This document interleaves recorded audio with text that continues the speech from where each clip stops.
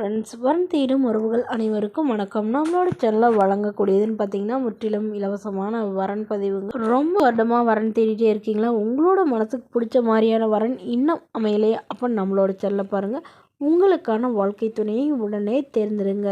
வாங்க இன்றைய வரன்களை பார்ப்போம். பெயர் காஞ்சனா, வயது 34 வயது ஆகுதுங்க. ராசி கும்ப ராசிங்க. ஜாதின்னு பார்த்தீங்கன்னா இந்துவில் நாடார் சமுதாயத்தை சார்ந்தவங்க.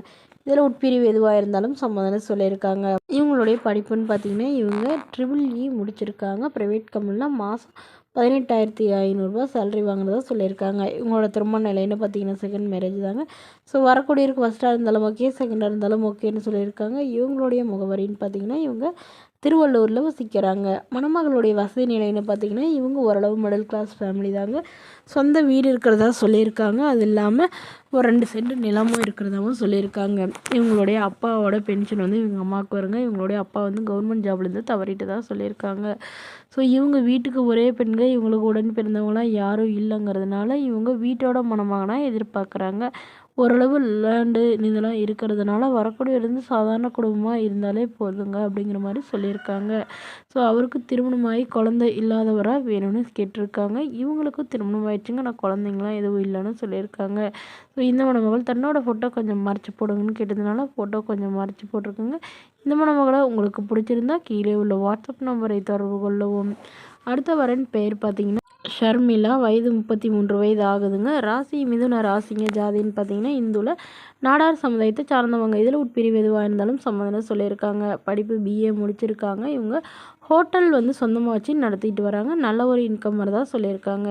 இவங்களோட திருமண நிலைன்னு பார்த்தீங்கன்னா 2ஆம் மனம் தாங்க. ஸோ வரக்கூடியவருக்கு ஃபஸ்ட்டாக இருந்தாலும் ஓகே, செகண்டாக இருந்தாலும் ஓகேன்னு சொல்லியிருக்காங்க. இவங்களுடைய முகவரின்னு பார்த்தீங்கன்னா இவங்க பெரம்பலூரை சார்ந்தவங்க. மணமகளுடைய வசதி நிலைன்னு பார்த்தீங்கன்னா இவங்க ஓரளவு மிடில் கிளாஸ் ஃபேமிலி தாங்க. சொந்த வீடு இருக்கிறதா சொல்லியிருக்காங்க. அது இல்லாமல் லீஸ்க்கு தான் அவங்க ஹோட்டல் எடுத்து நடத்திட்டு வரதா சொல்கிறாங்க. இவங்களுடைய எதிர்பார்ப்புன்னு பார்த்தீங்கன்னா வரக்கூடிய மணமகன் தன்னை நல்லா புரிஞ்சுக்கிறவராக இருக்கணும், தன்னுடைய ஃபேமிலிக்கு ஓரளவு சப்போர்ட் பண்ணுறவராக இருக்கணும்னு சொல்லியிருக்காங்க. இவங்களுக்கு உடன் பிறந்தவங்கன்னு பார்த்தீங்கன்னா ஒரு அக்கா ஒரு தம்பிங்க. ஸோ 2 பேருக்கும் வந்து திருமணம் ஆயிடுச்சுன்னு சொல்லியிருக்காங்க.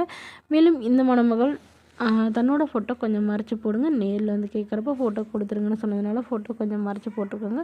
ஸோ திருமணத்திற்கு பிறகும் என்னோடய பொண்ணு வந்து இந்த பிஸ்னஸ் தாங்க பண்ணுவாங்க. ஸோ இதுக்கெல்லாம் சப்போர்ட் பண்ணுற மாதிரி தானே மணமகள் தான் வேணும்னு சொல்லியிருக்காங்க. இந்த மணமகள் தன்னோட ஃபோட்டோ கொஞ்சம் மறைச்சி போடுங்கன்னு கேட்டதுனால ஃபோட்டோ கொஞ்சம் மறைச்சி போட்டிருக்காங்க.